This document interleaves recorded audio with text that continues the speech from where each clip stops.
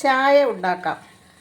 അര ഗ്ലാസ് വെള്ളം ഗ്യാസിൽ വെച്ച് തിളപ്പിക്കുകയാണ്. അത് തിളച്ച് കഴിഞ്ഞ് ഒരു കപ്പ് പാലൊഴിക്കുകയാണ്.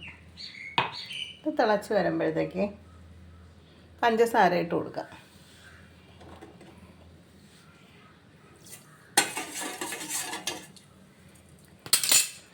ഇതിൽ ഏലക്ക ഇട്ട് കൊടുക്കാം. 2 ഗ്രാമ്പു കൂടി ഇട്ട് കൊടുക്കാം. ഗ്രാമ്പു ഏലക്ക ഇട്ട ചായയാണ്. ഇത് തിളച്ച് വരുമ്പോൾ ടീ ഇട്ട് കൊടുത്ത് ചായ റെഡിയാക്കാം. ഏകദേശം തിളച്ച് വരുന്നുണ്ട്. ഇനി ഇത് ഇളക്കി കൊടുക്കാം. ചായ പരുവായി വരുന്നുണ്ട്, തിളച്ച് പൊങ്ങുന്നുണ്ട്. ഈ ചായ അരിച്ച് കപ്പയിലെടുത്ത് കുടിക്കാവുന്നതാണ്. ചായ അരിക്കാം.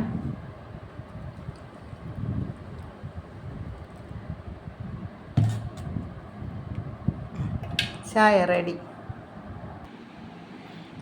ചായ കുടിക്കാം. നല്ല ടേസ്റ്റി ചായ.